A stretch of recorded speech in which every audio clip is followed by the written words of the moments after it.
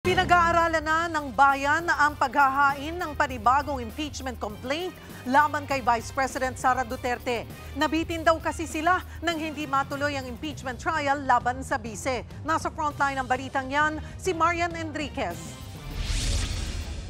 Matatapos na ang one-year ban sa paghahain ng panibagong impeachment complaint laban kay Vice President Sara Duterte sa February 5. Kaya ang grupong Bayan, pinaplano na ang paghahain ng panibagong impeachment complaint.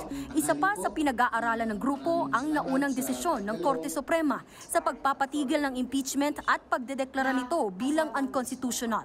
Hinihintay pa nila ang resulta ng apela nila sa desisyong ito ng SC.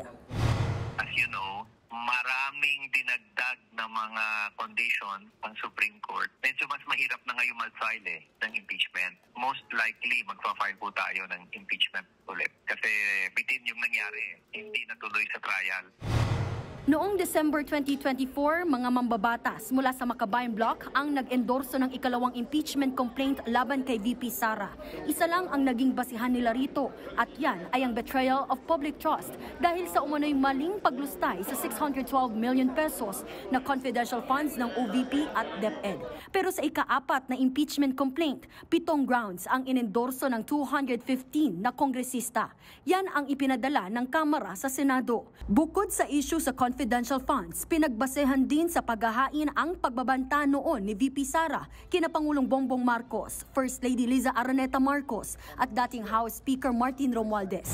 Wala pang bagong tugon dyan ang kampo ng Vice Presidente. Pero kanina, flinex ni VP Sara ang mga nagawa at ang aniyay good governance ng kanyang opisina.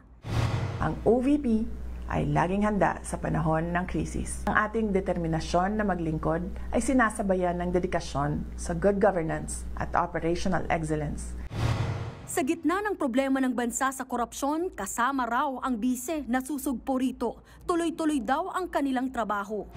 Mga kababayan, patuloy tayong lalaban sa kasakiman ng mga iilang mataas na opisyal ng ating pamahalaan. Ganyan din naman ang gustong mangyari ng palasyo, ang matuldukan ang korupsyon. Pero kahit pareho ng layunin, imposible raw na maging close sina VP Sara at Palace Press Officer Yusek Claire Castro. Uy, excuse me, hindi ko best friend. Hindi ko best friend si Claire Castro. Wala akong best friend na ganyan mag-isip. Totoo naman, admitted na hindi kami pwede maging best friends. Kasi hindi rin ganun ako mag-isip at hindi rin po ako corrupt. Wala akong confidential funds. Nagbabalita mula sa Frontline, Marian Enriquez, News 5. Mga kapatid, Cheryl Cosing po. Maging maalam at may pakialam sa mga napapanahong issue at headlines. Mag-follow at mag-subscribe na sa social media pages ng News 5.